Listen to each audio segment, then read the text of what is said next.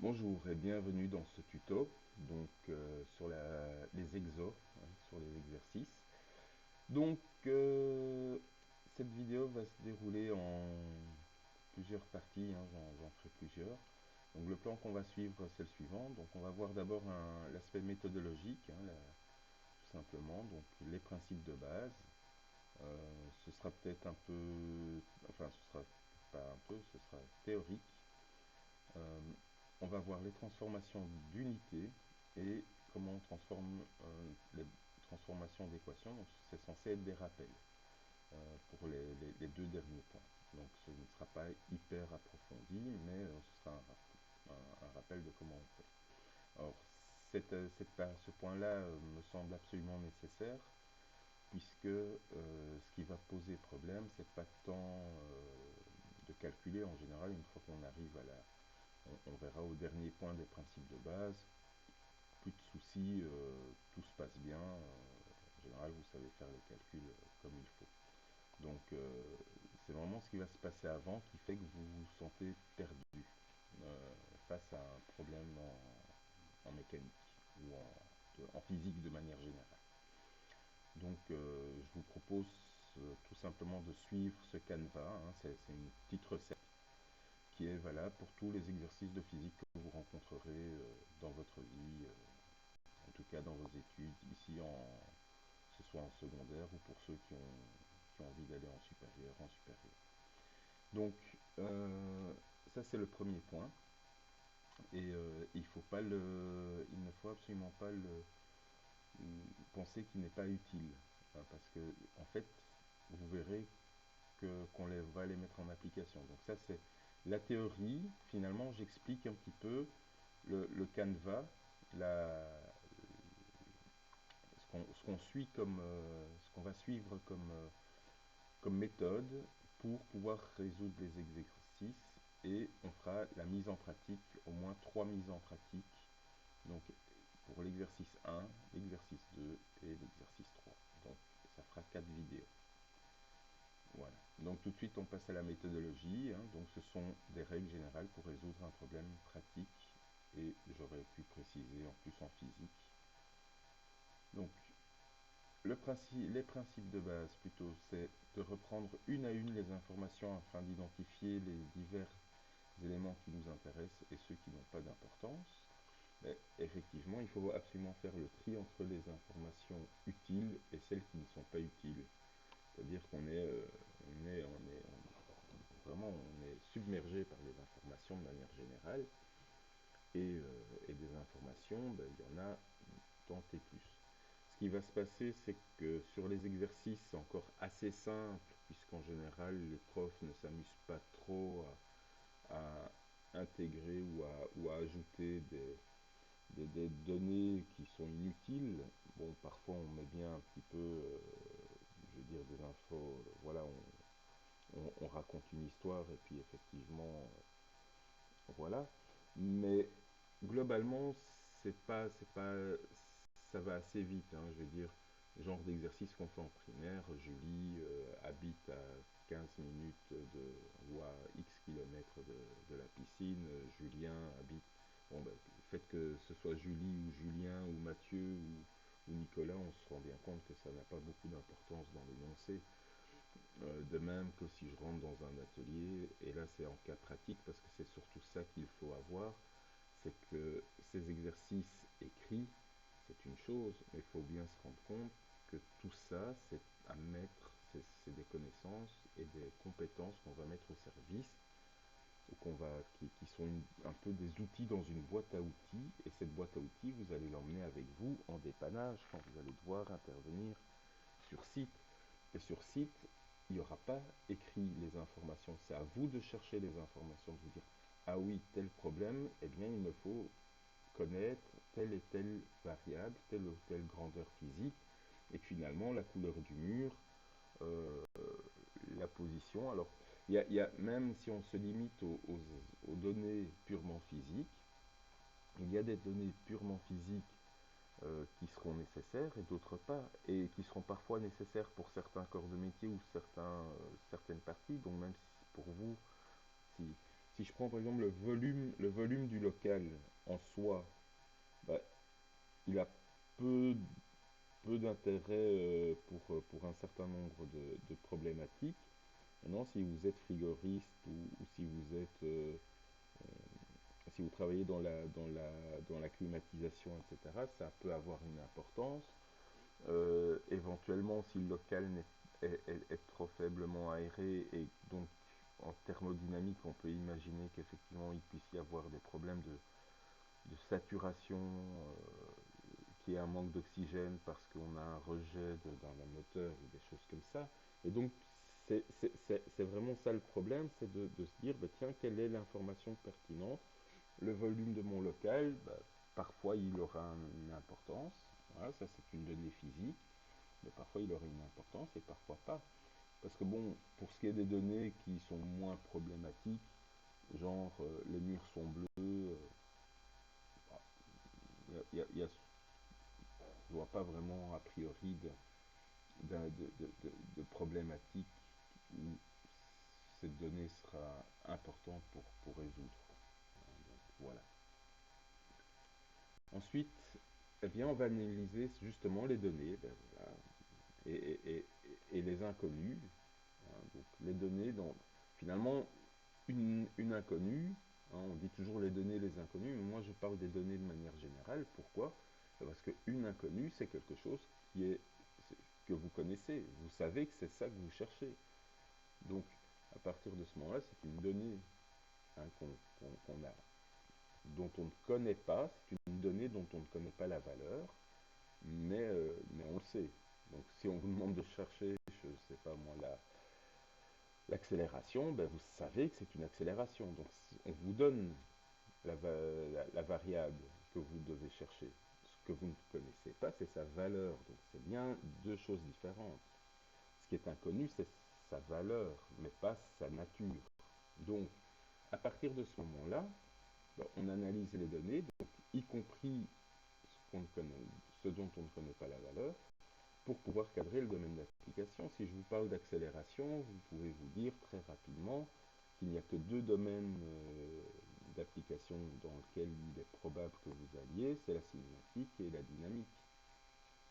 Euh, si on vous demande de calculer autre chose ou en fonction des données, ben vous allez devoir vraiment cadrer. Alors, pourquoi on va cadrer? Mais parce que il y a vraiment énormément de, de formules. Et donc, vous allez me dire, au début, on se dit, bah, c'est pas très nécessaire, on sait qu'on va être questionné dans le chapitre 2. De nouveau, si on se projette dans un cadre professionnel, ben, vous allez arriver tout doucement, ben, la machine, elle vous dit pas, ah, moi j'ai un problème au niveau de la statique, ah non, moi j'ai un problème au niveau de la thermodynamique. L'équipement, il ne va pas vous le dire. C'est à vous de déterminer dans quel domaine vous allez devoir aller chercher un petit peu les éléments qui vont vous permettre de comprendre et d'analyser et de pouvoir éventuellement corriger, modifier, enfin, et ça sans compter un petit peu quand vous devez dimensionner quelque chose, quand vous devez acheter une pompe, ben, il va falloir un petit peu se dire, ben, tiens, quelle pompe je vais mettre. Et ça, c'est même le genre de choses qu'on peut faire à titre personnel. Hein. Si un jour vous creusez un puits ou si vous voulez... Alors bon, c'est facile de se tromper. Hein. Voilà, à titre d'exemple, hier, je regardais, on a un petit aquarium à la maison, et je regardais un petit peu une pompe filtrante qui fait l'oxygénation. Et donc, très vite, on voit, bon, on a des pompes de 300 litres alors par heure, je pense, hein, 300 litres par heure, 600 litres par heure. Et alors, bon, on se dit, oh, 600 litres, c'est énorme. Ben, pas, non, pas vraiment. Ce sont des petites pompes faites pour des aquariums de 10 à 20 litres. Alors, je rappelle, hein, 10 litres, c'est à peu près la taille d'un seau. Voilà. Donc, ça vous donne une idée d'un aquarium, c'est vraiment pas très grand. Parce que voilà, c'est pas du tout la même chose. Donc, si vous voulez 600 litres par heure, je sais pas si vous donnez pour vous donner, ou 300 litres par heure, pour vous donner une idée, une baignoire remplie, c'est 100 litres. Donc si vous voulez prendre un bain, avec une pompe à 300 litres par heure, il va vous falloir 20 minutes pour remplir la baignoire. Ça vous donne une petite idée, hein. On est loin du robinet qui s'ouvre et qui en 3, 4, 5 minutes remplit la baignoire. Donc, non, non, c'est vraiment pas un énorme débit. D'accord? Donc, voilà. Donc ça, c'est quand même très important de le savoir, de pouvoir cadrer. Et attention qu'il n'y a pas forcément qu'un seul domaine. On verra que certains domaines, ben, la cinématique peut avoir de l'importance au niveau de la dynamique. Donc on verra ça. Surtout quand on fera la dynamique, quelque part, il y a parfois calculé. Voilà, l'accélération a une importance pour la dynamique, puisque la loi fondamentale de la dynamique, c'est F égale ma, la force est égale à la masse fois l'accélération, mais l'accélération, on va la calculer dans le domaine de la cinématique. Donc, on va avoir des interactions comme ça. Et puis, une fois qu'on aura calculé la force, on pourra peut-être calculer en statique la résistance d'une poutre, en connaissant la force. Donc, vous voyez qu'il y a comme ça des espèces d'interactions entre les domaines, et donc il n'y a pas forcément qu'un seul domaine. Pour affiner le cadre, hein, il faut ensuite affiner le cadre, parce que même dans le domaine de la cinématique, ou de la statique, ou de la dynamique, eh bien, il y a quand même des sous-chapitres, et c'est très intéressant de pouvoir affiner ce cadre. Parce que, effectivement, si je prends ben, simplement un petit tableau, le petit tableau qu'on a fait ensemble pour la cinématique du MRUA et du MCU éventuellement A, ben on voit que pour le MRU, j'ai une seule formule. Donc, cette formule, ben, c'est super sympa. Si j'arrive à cadrer et me dire, ah, mais je suis dans du MRU pur, j'ai même plus à me casser la tête, j'ai une formule, je sais que c'est cette formule-là que je vais devoir utiliser. Alors, ça, c'est déjà une bonne chose. Maintenant, si c'est du MCU ou du MRUA, hein, donc du MCU ou du MRU avec le A, donc accéléré, je me retrouve avec 4 formules. Mais c'est déjà plus sympa de choisir parmi 4 formules que parmi 17 ou 18. Donc ça, c'est déjà une chose. Donc on va affiner le cadre et voir, ben, pouvoir cadrer, donc comme c'est écrit, soit si je suis dans la RDM, de la traction, de la torsion ou d'autres, hein, du flambement, de la flexion, du cisaillement. Et puis si je suis en dynamique, bah, du calcul d'énergie ou de puissance, bah, forcément, je sais que ça va plus être que certaines formules. Et puis si je suis dans la puissance, est-ce que c'est une puissance en rotation, une puissance linéaire, etc. Ben, ça va me permettre effectivement d'avoir comme ça de limiter mes formules. Et ces 3 premiers points, alors effectivement, au début, ça peut paraître un peu compliqué, mais vous verrez que d'une part, c'est pas si compliqué que ça, hein, déjà, donc faut pas s'inquiéter. Et d'autre part, ça se fait hyper rapidement. Avec un peu d'expérience, avec de l'entraînement, c'est le genre d'éléments, enfin c'est le genre de choses qui se voient très vite. On passe quelques secondes, même pas une minute sur ce point-là. Donc très vite, ça va nous aider, et le fait de le faire régulièrement, alors en entraînement, en exercice, ça pourra vous prendre peut-être un peu plus longtemps, mais à partir de ce moment-là, ça sera bon. Alors, il y a des outils, hein, donc là, je n'ai pas détaillé le détail du détail, il y a des outils. Pour faire ça, je détaillerai notamment un exercice général tout de suite dans la prochaine vidéo. Et puis on fera les exos d'ailleurs. Je ferai un petit principe de base bis. Voilà. Et sur base des données, ben, une fois qu'on a ça, et, et de ce que l'on cherche à déterminer, on détermine quelle formule on va utiliser. Ben, effectivement, maintenant qu'on n'en a qu'une, c'est facile. Quand on en a deux ou trois ou quatre, ben, effectivement, parmi ces formules, il faut voir un petit peu ben, toutes les variables qu'on a, et trouver la formule dans laquelle on va retrouver toutes les variables. Alors ça, c'est dans le cas simple. Sinon, on doit passer par des formules intermédiaires pour retrouver une variable qui manquerait, mais ça, on va voir par la suite pour quelque chose qui est un peu plus compliqué. On verra ça dans les exos. Mais c'est le principe de base. Alors, point très très très très très important, vraiment. Alors là, je ne saurais trop vous conseiller de, de, de mettre vraiment de vous arrêter sur ce point et de systématiquement le faire, parce que c'est ce qui va vous permettre d'avoir une bonne réponse. Souvent, une fois qu'on a la formule, qu'on a les données, on se dit c'est bon, et on saute ce point-là.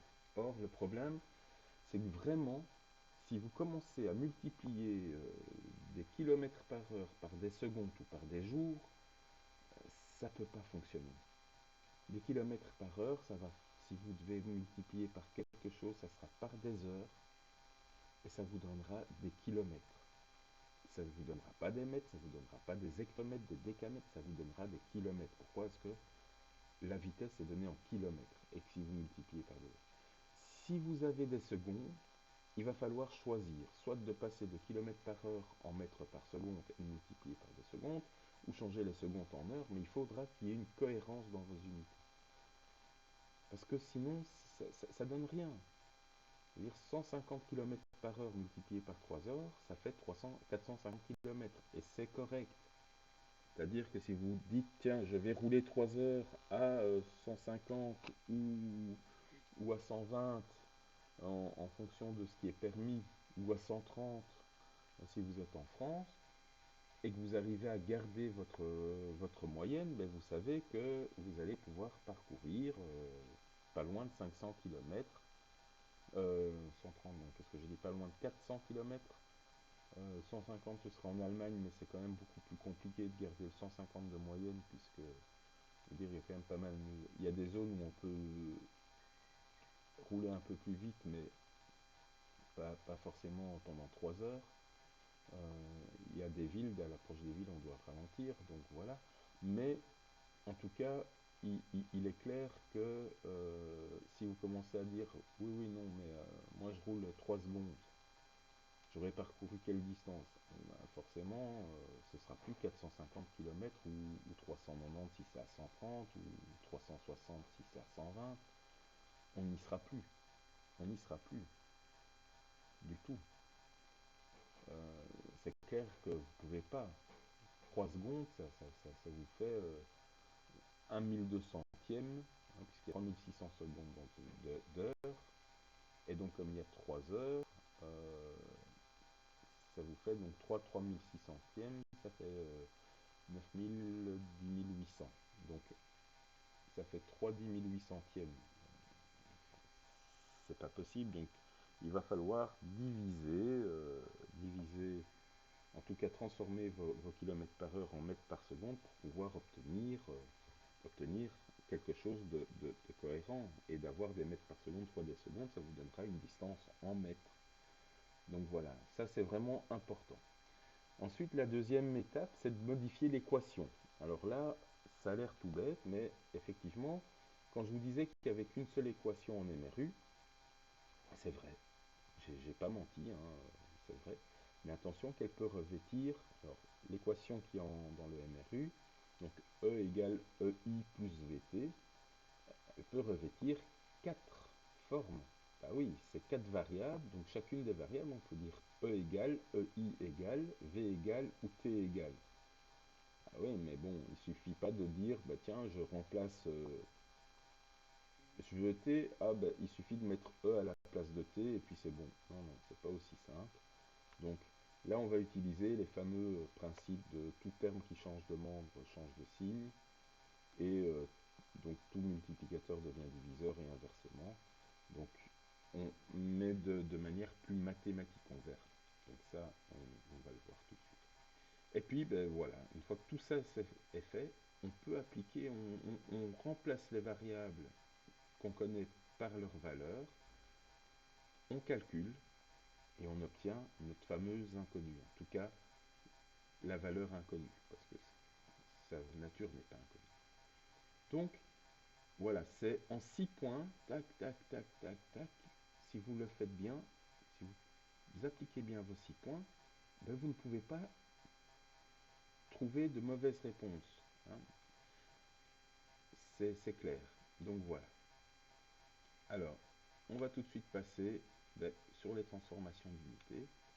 Alors, je dois rappeler qu'on vient du système international qui vient du MKSA. Alors, c'est bien écrit, hein, c'est M minuscule, KS minuscule et A en majuscule. Pourquoi? Parce que c'est le système où on utilise le mètre, le kilo, les secondes et l'ampère.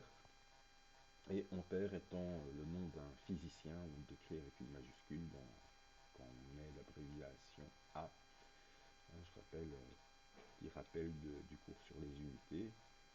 Quand c'est un être humain, quand c'est une personne qui a donné son nom à l'unité, on utilise une lettre majuscule. C'est la même chose pour watt, newton, joule, etc. Alors, soit on a une transformation d'unité directe, c'est la plus facile, avec quand même des petites il faut quand même que je vous mette en garde contre des petits problèmes de mètre carré ou mètre cube, hein, on verra ça en pratique. C'est quand je dois transformer des millimètres en mètres, des hectolitres en litres, etc. Ça, vous le faites depuis la primaire, c'est assez facile. Et puis, ou des heures en secondes. Donc, soit avec un système de multiples de 10 ou sur des systèmes un peu moins évidents comme les heures en secondes, puisque c'est par 60. Hein, 60 secondes, ça fait une minute, ça fait une heure, ça fait 60 minutes, donc une seconde, enfin une heure, ça fait 3600 secondes. Donc voilà, c'est pas aussi intuitif peut-être que pour les millimètres et les mètres, où c'est fois 10 à chaque fois qu'on saute une colonne, hein, comme vous aviez avec votre abac. Alors moi je ne travaille plus avec des abacs parce que voilà, c'est bon les abacs jusqu'à un certain moment, mais après on travaille avec des multiples de 10. Soit c'est indirect parce que on va devoir transformer une unité qui est composée. Alors elle est composée, par exemple, comme les kilomètres par heure, les débits, les mètres cubes par seconde, enfin, etc., ou par heure, que sais-je. Effectivement, là, ça va commencer à devenir un peu plus problématique. Si je veux transformer des mètres cubes par seconde en litres par heure, sachant qu'un litre c'est un décimètre cube, ben, en fait, en gros, ça revient à transformer un mètre cube par seconde à un décimètre cube, en décimètre cube en tout cas, par heure. Et donc là, il va falloir qu'on trouve un petit peu. Alors, soit, il y a deux solutions, hein. Alors, tout ce que je vous ai raconté ici, pour moi, il y a deux solutions. Il y a soit on connaît les valeurs par cœur, et toutes les valeurs, tous les coefficients de multiplicateur ou diviseur, c'est une solution. Euh, c'est une solution. C'est pas toujours évident. Sincèrement, il y en a quelques-uns à connaître par cœur, effectivement, mais parce qu'il n'y a pas, de logique. Enfin, si, il y a des logiques, mais voilà, je veux dire, en soi, c'est pas ça. C'est pas simple. Hein. Moi, je suis pas du tout un fan de l'étude par cœur. Moi, je préfère qu'on comprenne parce que l'avantage, c'est que si on a oublié, ben, on peut toujours retrouver ces jeunes. On peut bien sûr aller chercher sur Internet, ça c'est sûr. Mais ça nous permet quand même de savoir ce qu'on fait et au moins de l'avoir compris pour une ou deux unités nous permet de comprendre que ces valeurs ne sont pas comme ça tombées du ciel. D'accord. À un moment donné, on n'a pas... Oh, tiens, ça marche bien avec cette valeur-là. Non, non, il y a vraiment une cohérence, il y a une recherche. Donc, petit aparté, donc en fait, kilomètres par heure, vous voyez que j'ai écrit km fois h-1. Je rappelle que mètres par seconde, je l'ai écrit m fois s-1. Mais que c'est exactement la même chose. Hein. Le moins 1, c'est 1 sur. C'est ça que ça, l'exposant moins 1, c'est 1 sur. Donc kilomètre fois 1 sur des heures, ça fait bien des kilomètres par heure. Donc c'est la même chose. D'ailleurs, vous verrez, si vous achetez l'un ou l'autre équipement, j'ai constaté ça, l'un ou l'autre équipement technique, j'avais acheté une scie circulaire, eh bien la vitesse était exprimée en la vitesse de rotation en tours par minute moins 1, voire même juste minute moins 1, puisque les tours ne sont pas une unité en tant que telle. Donc voilà. Si je prends la transformation directe, bon, je ne vais pas y revenir pendant des heures, puisque a priori vous faites ça depuis la primaire. Juste, j'attire votre attention un peu sur les mètres carrés ou les millimètres carrés. Effectivement, si on doit transformer un décamètre carré, ben, c'est égal à 10 mètres. Un décamètre en mètres, donc 1, ça fait 10. Pourquoi? Ben, tout simplement parce qu'on a un coefficient 10 qui est exposant 1. Donc, on ne le voit pas, mais décamètre carré, c'est décamètre carré exposant 1. Je rappelle qu'on n'écrit pas, voilà, derrière le 1, il y a un virgule, et puis on peut mettre une infinité de zéros, on ne les écrit pas puisqu'ils sont inutiles. Par contre, quand on écrit, on demande un décamètre carré, ben, ça fait 100 mètres carrés. Alors pourquoi? Ben, tout simplement parce qu'on a toujours le coefficient 10 du déca. Déca devient, c'est toujours 10, mais vu qu'il y a un carré, c'est 10 au carré. 10 au carré, c'est 100. Et puis par la même analogie, un décamètre cube, ça fait 1000 mètres cubes, puisque, en fait, 10 exposant 3 au cube, ça fait 1000. Donc voilà, ça c'est la première des choses. Alors on va prendre comme exemple justement le passage de mètres par seconde en kilomètres par heure ou inversement. Donc ne faites pas très attention au signe à la double flèche qui est un symbole mathématique. Il n'est pas là dans le sens du symbole mathématique qui est la réciprocité, mais ici on est bien sur le fait de dire ben, je veux passer de l'un à l'autre. Alors comment je vais faire? La première des choses, c'est que je me pose la question du coefficient. Donc je ne regarde pas ce qu'il y a en bas, je me dis tiens, pour passer de mètre en kilomètre ou de kilomètre en mètre, je dois appliquer quel coefficient. Et je ne me pose pas de question à ce stade-ci de l'opération. Est-ce que je vais multiplier, est-ce que je vais diviser? C'est pas très important. On voit bien que dans un sens on va devoir multiplier, dans l'autre on va devoir diviser, mais pour l'instant je sais qu'il y a un coefficient oui. Et je sais qu'entre les secondes et les heures, j'ai un coefficient 3600. Ok, ça c'est la première étape. Une fois que ça c'est établi, j'ai mes deux coefficients. Maintenant je vais voir comment je vais faire pour pouvoir travailler avec ça. Donc, premièrement, ben, je dois savoir dans quel sens je vais me diriger. Dans ce cas-ci, je veux aller de kilomètres par heure en mètres par seconde, dans mon exemple. Bon. Donc, ma flèche va dans ce sens-ci. Et là, je dois me dire, ben, tiens, 1 kilomètre, ça fait combien de mètres? Ça fait 1000. Donc, je multiplie. Ok, ça, c'est connu. Puis, je vais d'heure en seconde, puisque je vais aller dans le même sens. Effectivement, il n'est pas question d'aller dans un sens au numérateur et dans un autre sens au dénominateur. Les deux doivent aller dans le même sens. Et là, je me pose également la même question, parce que c'est possible que je multiplie ou que je divise, mais de se dire, bah, tiens, dans ce cas-ci, est-ce que les heures, je multiplie, enfin c'est une heure, c'est 3600 secondes, oui, c'est 3600, donc je multiplie, ok. Voilà, donc j'ai fois 1000 et fois 3600. Et donc, quand je veux passer de kilomètres par heure en mètres par seconde, qu'est-ce qui se passe? Eh bien, j'ai 1000 au numérateur, je multiplie ces fois 1000 au numérateur et fois 3600 au dénominateur. Et quand je simplifie ça, ben, tout simplement, ça me fait 1 sur 3,6. Et donc, j'obtiens mon coefficient modificateur qui va pouvoir me modifier, me transformer mes unités. C'est que je prends ma valeur, ma quantité de kilomètres par heure, et je divise, enfin je multiplie par 1 sur 3,6, alors multiplier par 1 sur 3,6 revient au même que diviser par 3,6. Donc si j'ai 36 km par heure, eh bien je sais que je fais du 10 mètres par seconde. Et c'est à peu près correct, c'est pas à peu près, non, c'est rigoureusement correct, puisque si on pense à Usain Bolt, qui est l'homme le plus rapide du monde, on dit que l'homme s'approche des 40 km par heure, ben effectivement, en descendant un peu en dessous des 10 mètres par seconde, puisqu'il fait 100 mètres en un peu moins de 10 secondes, en 9 secondes et quelques, donc il court à quelque chose comme 11 mètres par seconde, quelque chose comme ça. Eh bien, on voit que fois 36, hein, s'il fait du 11 mètres par seconde, fois 30, fois 3,6, puisqu'on verra ça dans l'autre sens, bah, ça fait bien pas loin de 39,6, pas loin de 40. Voilà.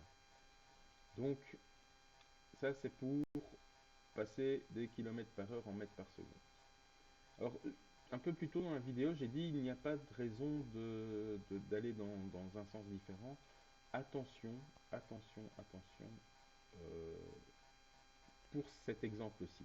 Parce que j'ai donné un exemple précédemment qui est que si je veux passer de mètres cubes par seconde en litres, en litres par minute, par heure ou par minute, peu importe.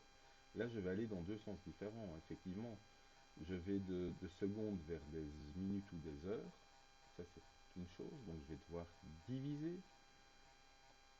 Et par contre, un litre, c'est un décimètre cube. Et donc, un mètre cube en décimètre cube, je vais devoir multiplier. Un mètre cube, ça fait 1000 décimètres cubes.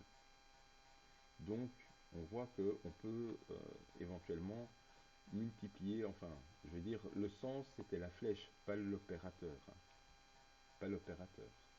Donc voilà, c'est surtout ça qu'il faut comprendre. Donc, je vais de mètres par seconde maintenant vers des kilomètres par heure. Donc, ma flèche va dans ce sens-là.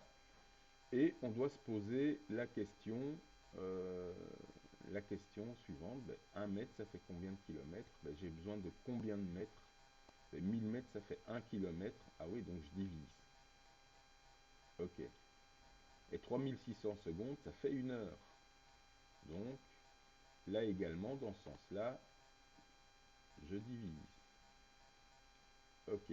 Donc, ça veut dire quoi? Ben, ça veut dire qu'on va diviser, et diviser, c'est une fraction, c'est 1 sur la valeur qu'on veut. Ben, je divise par 1000 au-dessus, et je divise par 3600 en dessous. Oui, mais alors, je rappelle que en fait, il y avait cette fameuse, c'est presque une petite chanson hein, qui m'est restée dans la tête, qu'on avait vue il y a, pour ma part, pas mal d'années. Diviser une fraction par une autre fraction revient au même que multiplier la première par l'inverse de la deuxième. Et donc, effectivement, si j'écris ça sous cette forme-là, ben, j'ai 1 sur 1000 qui est multiplié par 3600 sur 1. Et donc, à partir de là, j'ai 3600 sur 1000 que je peux simplifier en 3,6. Et mon coefficient est connu. Et donc, mes mètres par seconde, quand je les multiplie par 3,6, eh bien, ça donne des kilomètres par heure. Et donc, ce qui fait que si Usain Bolt court à une vitesse de 11 mètres par seconde, eh bien, on arrive bien à peu près à 39,6, pas loin de 40 kilomètres par heure. Voilà. Alors, les transformations d'équations, là, c'est un peu plus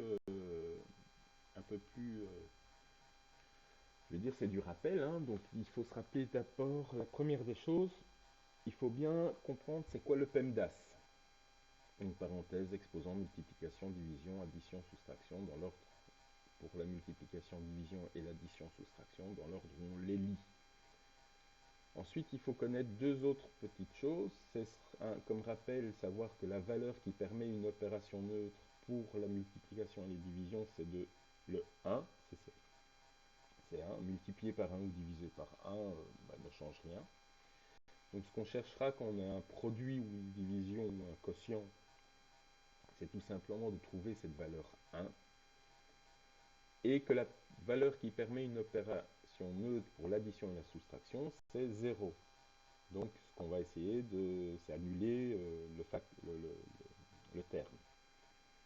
Donc ça va être de changer le facteur en une valeur 1 de manière à ne pas changer, à faire une opération neutre.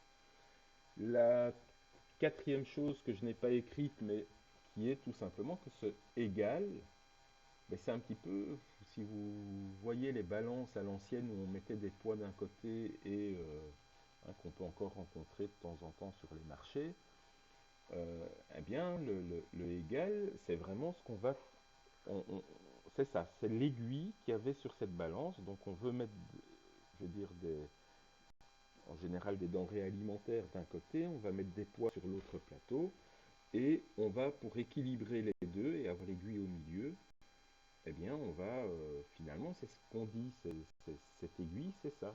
Donc quand elle est en équilibre, qu'elle est bien sur le milieu, on pourra dire que les kilos de fruits sont égaux aux kilos de poids posés de l'autre côté. Hein. Bien sûr, j'entends déjà l'un ou l'autre dire ouais, mais il y a de la triche. Mais non, dans un cadre honnête où les gens respectent tout, etc. On est bien d'accord. Et donc voilà la fameuse formule du MRU dont je parlais plus tôt. Ben, E égale EI ou E0, hein, ça dépend, je l'écris une fois d'une manière, une fois de l'autre. Ce qu'il faut comprendre, c'est que c'est la distance initiale, hein, l'espace parcouru sera égal à l'espace initial plus la vitesse fois le temps, plus VT. Et donc, bah, supposons que je veuille connaître EI. Alors, qu'est-ce que je dois faire? Ben, je dois laisser EI tout seul d'un côté. Donc là, on voit bien qu'il y a le VT qui m'ennuie. Bien, l'opération neutre pour l'addition et la soustraction, c'est 0. Donc je dois supprimer ce VT. Ce VT, c'est un peu comme s'il y avait des parenthèses. Et donc, ce que je dois faire pour garder l'équilibre de mon équation, c'est si j'enlève VT d'un côté, c'est enlever VT de l'autre. Et puis on voit qu'à droite, hein, ici,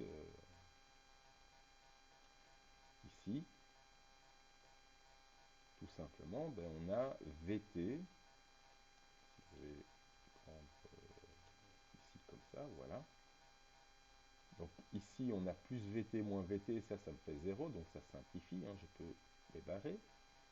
Et celui-là, ben, il se transforme tout simplement. Alors, ici, par exemple, E égale, j'en arrive à ceci, donc E moins VT égale EI. Et puis, ben, il me reste une chose à faire, c'est remettre dans le bon ordre. Hein, on va dire il y a un ordre logique ou habituel, c'est quand même d'aller écrire l'inconnu à gauche et les variables à droite. Alors, vous serez d'accord que si je mets mon plateau de fruits à gauche ou à droite de la balance, pour la plupart des balances de base, etc., et les poids de l'autre côté, ça ne change rien, mon équilibre sera toujours le même. Là, ici, c'est la même chose. Donc, si j'écris EI égale E moins VT, comme ceci, c'est exactement la même chose. Donc, voilà une première façon de faire, soit pour cette question-là, et je l'ai faite à la fin. Donc, je me suis dit, ce qui m'intéresse, c'est de connaître I. Je ne m'inquiète pas de savoir si je l'ai à gauche ou à droite, du moment qu'il est déjà tout seul dans un premier temps, et je le remettrai à gauche tout seul. J'inverserai tout simplement tout ce qu'il y a du côté du signe égal. À la fin, c'est une chose. Je repars de ma formule, et là, je vais essayer de trouver V ou T, et je vais tout simplement travailler différemment. C'est-à-dire que là, je vais, dès le départ, écrire, ben, puisque je veux VT, en tout cas V ou T à gauche, puisque c'est mon inconnu, eh bien j'écris dès le départ, j'inverse mon équation. Je réécris tout, j'inverse les deux membres. Hein. Je rappelle que ceci, donc tout ce qui est écrit à gauche du signe égal s'appelle un membre, premier membre, et tout ce qui s'écrit à droite du signe égal s'appelle le deuxième membre. Eh bien j'inverse les membres, tout simplement. Ça change rien à mon égalité. Hein. Si tout ça, ça vaut 5, ben, ça vaut 5 aussi. Donc, d'un point de vue quantité, je n'ai rien changé. D'accord? En gros, j'ai mis 5 kg, un poids de 5 kg au départ. Donc, si je viens ici, au départ, j'avais un poids de 5 kg ici et j'avais des fruits plus 1 kg de pommes plus 4 kg 4 fois 1 kg de poire. En gros, c'est un peu ça que j'aurais. Ben, ça me fait toujours 5 kg. Ça me fait 4 kg de poire. 4 fois 1 kg, ça fait bien 4 kg. Plus 1 kg de pommes, ça me fait bien 5 kg. Ça change rien. Donc, ici, c'est exactement la même chose. C'est juste que j'ai mis mes fruits à gauche et mes poids à droite. donc ça ne change rien à mon égalité, c'est bon. L'avantage, c'est que dès le départ, j'ai ce que je cherche, soit de V, soit de T, qui se trouve déjà du bon côté. Donc, comme précédemment, pour enlever le EI, on voit qu'on doit faire moins EI, hein, donc EI moins EI, ça fera 0. Et puis ici, on va garder E moins EI. Donc, voilà, j'ai simplifié, j'en suis tout simplement, au lieu de faire passer mon VT, j'ai fait passer mon EI. Et puis il me reste maintenant la fameuse question du... Et vous voyez que ce qu'on disait précédemment, justement, quand, quand vous dites tout terme qui change de membre change de signe, c'est ça, le EI qui passe là, en fait, qui change de signe, mais il n'y a aucune règle mathématique qui dit qu'il y a un douanier ici, ou je ne sais quoi, qui vous dit, ah ben tiens, vous, sur votre carte d'identité, il y a écrit EI, en passant de l'autre côté, vous écrirez moins EI. Non, il n'y a pas ça. Par contre, on voit qu'effectivement, on doit faire moins des deux côtés pour garder la même valeur. Si ça c'est 1 kg, ça me fait 5 kg moins 1 kg, ça fait bien 4. Et là j'ai 5 kg, je dois bien retirer 1 kg pour garder 4. Sinon, ça ne fonctionne pas. Donc, c'est bien ce principe-là. Et là, l'opération neutre pour la multiplication et la division qui est ici, c'est de passer par 1. Donc là, si je veux ou si je V ou T, il va falloir que je divise ici par T ou par V pour avoir V sur V ou T sur T qui fasse 1. Donc V fois 1 ou T fois 1, ça fera T V. Et ici, je devrais également diviser par la même chose. Donc j'ai fait les deux. J'ai commencé par le T. Donc T sur T, ça va me faire 1, donc ça se simplifie. Il me restera V tout seul, et puis ici, je n'aurai rien à simplifier, mais j'ai trouvé ma... Voilà. Donc V égale E moins EI sur T. Je reviens ici. Comme j'avais fait pour T, je fais pour V. Donc V sur V, ça fait 1. Une fois T, ça fait bien T. Et donc il me reste T égale EI, E moins EI sur V. Et voilà qui clôture notre méthodologie et nos petits rappels de base. On va pouvoir faire la partie exemple.